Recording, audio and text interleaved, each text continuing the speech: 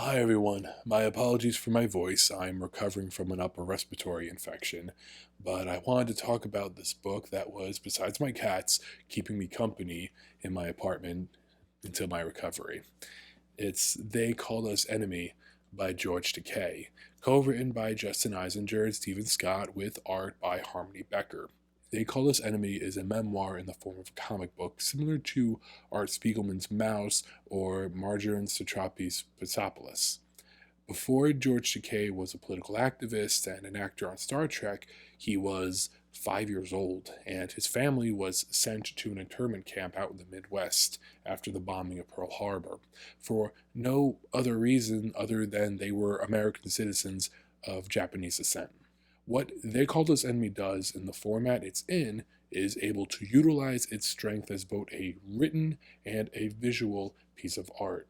So we can have moments that convey George's thoughts in the panel as he's trying to learn how to live in this new situation he doesn't truly understand at his age.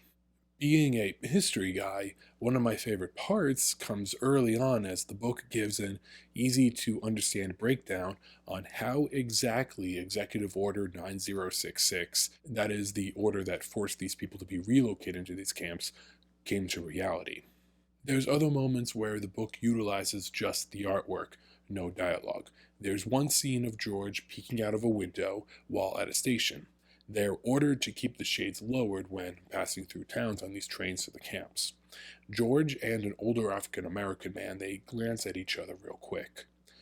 Now, when we consume art, any kind, whether books, paintings, or movies, we treat it as either a window looking out into an experience not our own, or we look at it as a mirror reflecting back into us and putting into words and images of our own experiences that we ourselves have a hard time expressing. That is the beauty of art, after all. So here we have a moment where a window in the story is acting as a mirror between the two people, two generations, two different races, about being mistreated by their government. And no, not the experiences aren't the same, but the emotions are similar.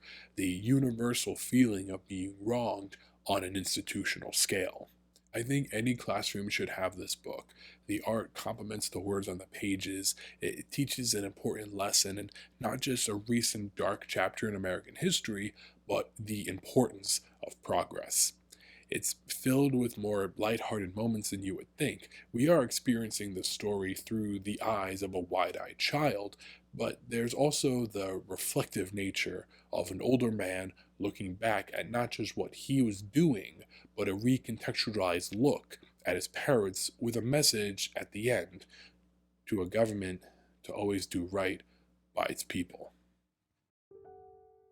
Setting up our new life in Roar immediately became priority number one. We see Mama working with her sewing machine. Mama began the impossible work of making a home for us out of a rough-hewn single room. She ran up curtains made from government surplus fabrics. Using strips of discarded rags, she braided together colorful floor mats. We see Mama washing our clothes and playing with the three of us kids. About the only thing Mama didn't have to do was cook. But to her, it was no relief. The kitchen was just one more aspect of caring for her family that she was denied. One more loss. I realize now that besides comforting us, perhaps everything she did was also her own statement of defiance. Thank you so much for joining me.